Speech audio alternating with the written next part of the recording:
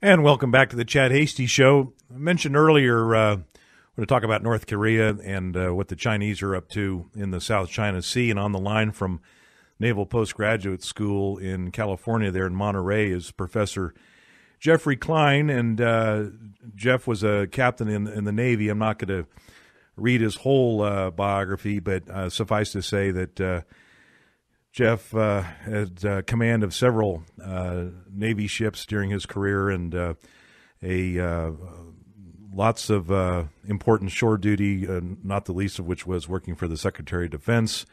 He's a graduate of the Naval War College, or National War College, I should say, in Washington, D.C., and now is a professor of practice operations research in Monterey. How are you this morning, Jeff? Matt, doing fine, and thanks for having me on the show. Well, thanks for joining us. You live in a really lousy place in California. My condolences. That's terrible. Hey, we just had 3 straight days of rain, for crying out loud. We were blessed in every minute of it. Wanted to talk to you first. Give me your kind of what your portfolio there at the Naval Postgraduate School is. Sure. As you introduced me, I had about 26 years of great service in the U.S. Navy as a surface warfare officer.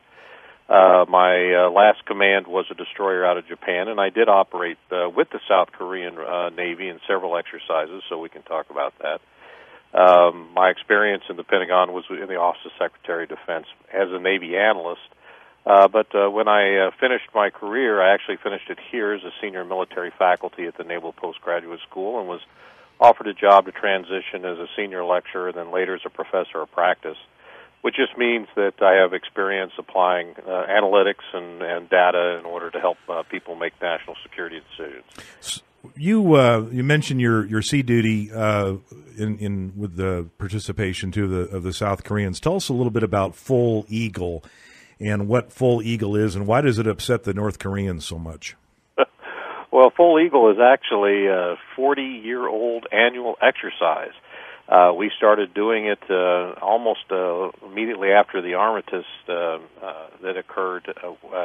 It actually marked the end of hostilities, but it's a major military exercise. It involves all branches of the U.S. service and our South Korean allies.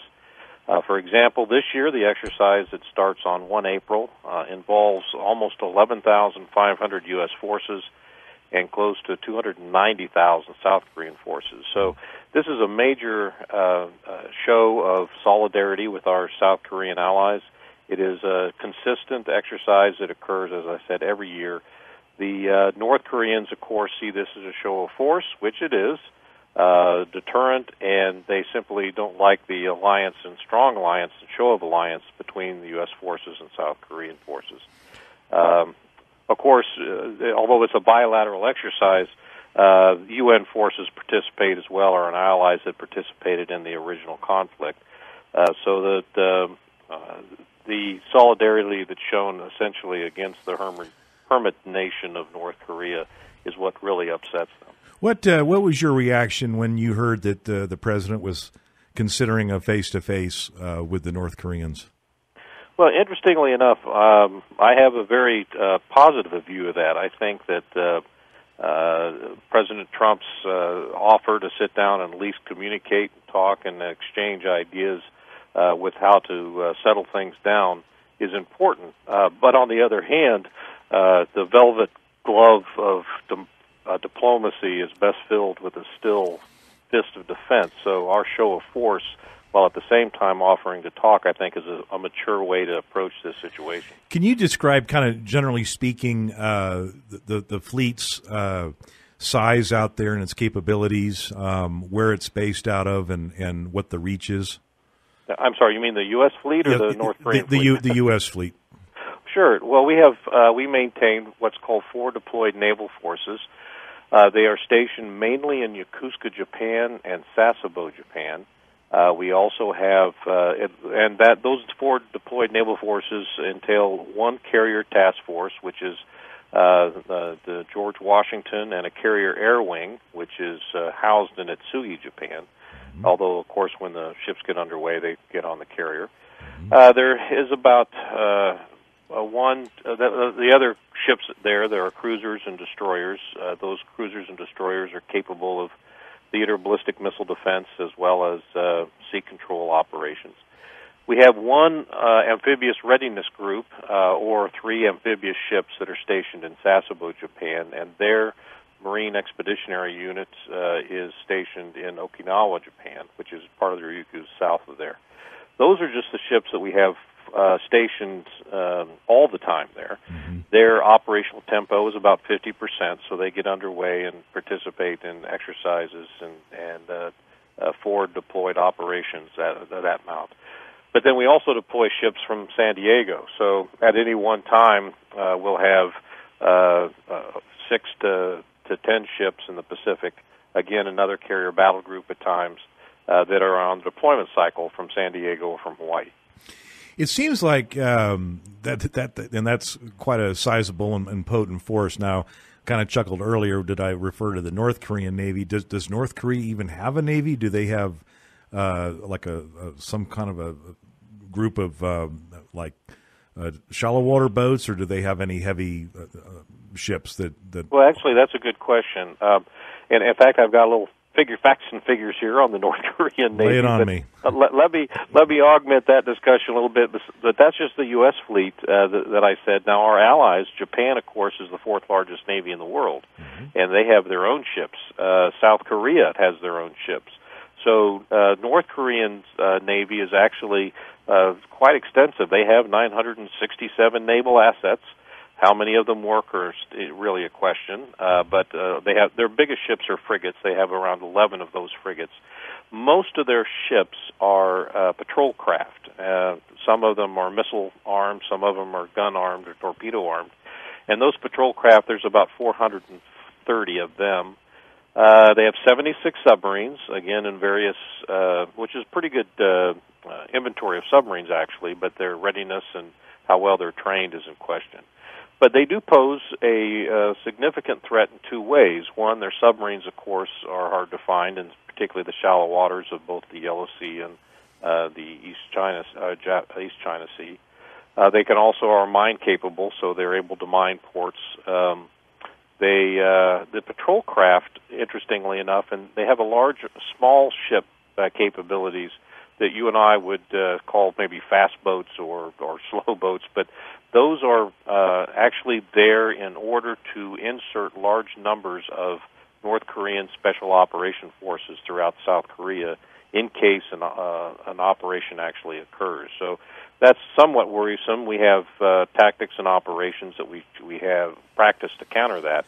But with that many small vessels, it's a challenge in order to prevent all kinds of infiltration if, for some reason, hostilities could continue. Where do the North Koreans get their equipment? Do they manufacture it themselves, or do they purchase it? In some cases, they purchase it. In most cases, they purchase it. I'm sorry. Some of their smaller boats, they're able to build themselves, but these craft are fairly old, and in some cases, they've got it from the Russian support, or they've gotten from their own China support. But when the UN resolutions started to lock in, and we started taking round turn on trying to enforce those, we've been watching those quite closely, which is why I referred to how many of those ships actually operate and how well. We don't know. When we come back after this break, we'll continue talking to Jeff Klein at the Naval Postgraduate School. I want to get into what the Chinese have been up to, their militarily and particularly their naval capability. You're listening to KFYO. We'll be right back after this break. And we're back on the Chad Hasty Show. I'm Matt Crow, substituting for Chad. On the line with us from Monterey, California at the Naval Postgraduate School is Jeffrey Klein, who had a long career in the United States Navy and now teaches and oversees several departments of the postgraduate school. And, Jeff, I want to read you something and then have you react to it.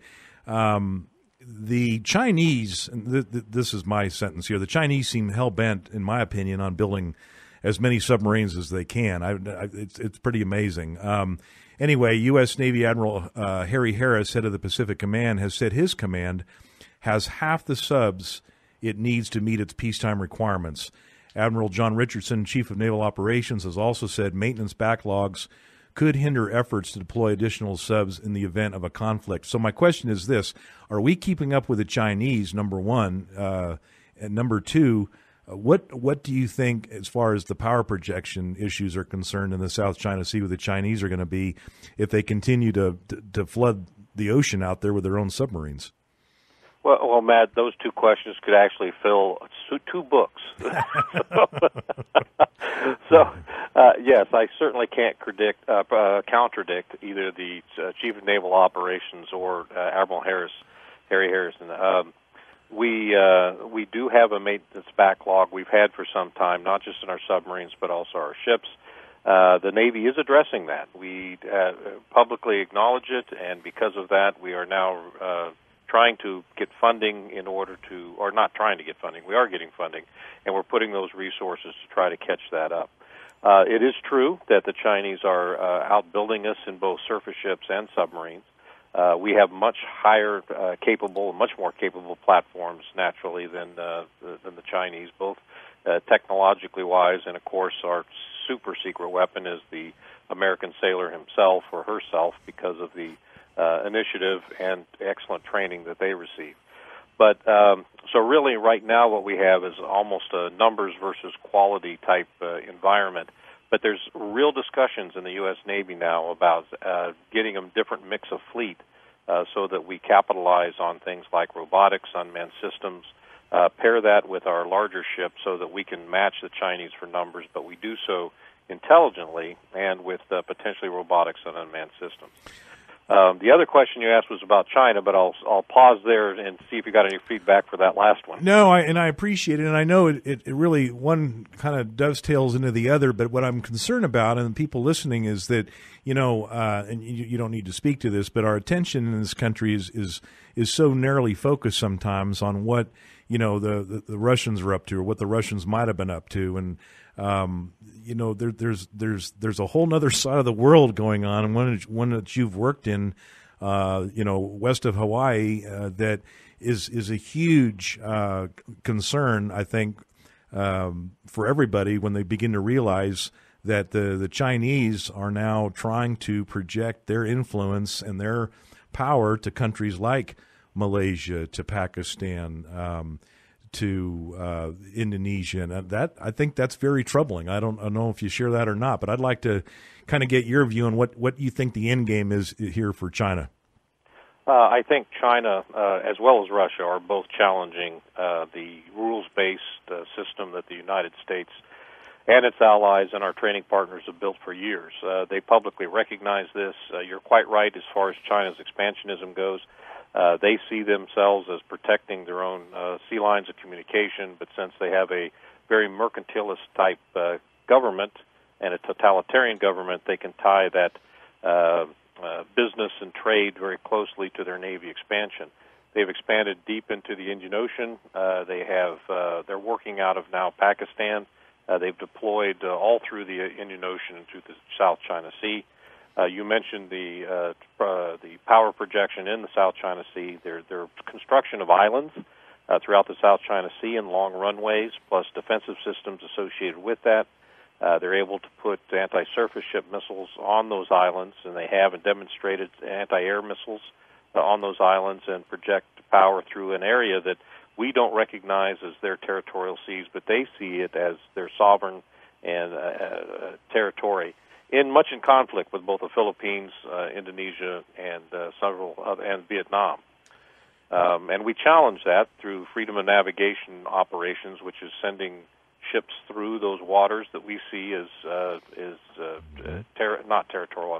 We see as free international waters, and we have to do that in order to establish a legal precedence to challenge those what we think is excessive claims. You've stood on the bridge of a ship, and you've commanded ships and sailors and so forth. Kind of describe to me what goes through your mind when you're being tailed by a submarine or a surface ship, a combat ship. Is this kind of it just happens and you expect it to happen, or does it make you a little nervous? No, of course it makes us nervous. and we prepare for it. But because of that, and we're highly trained in order to respond to that. So there's two questions. One, I've done a freedom of navigation operation once through the Straits of Taiwan, which is that strait between China and Taiwan. My people prepared. We drilled. We went to full combat stations. We were ready for eventualities. We had legal responses. In my particular incidents, the weather was so bad that nobody came out to challenge us. In fact, we were the only ship out there because the weather was so bad. But in most cases, we prepare for these operations. Now, what concerns us is that when we're shouldered, or when we are shouldered, meaning, when a ship, not necessarily a Chinese Navy ship, but potentially one of their fishing ships, which is their naval auxiliary, tried to block our way or push us out of the way or that sort of thing. Those are the sort of things that international incidents occur and rising tensions occur. And so we have been challenged that way in the South China Sea, both orally and physically, and we need to sort of hold our ground as long as our allies are interested in supporting us in this. Jeff, thank you so much for this incredible insight. Keep up the good work at the Naval Postgraduate School. Really appreciate everything you all do out there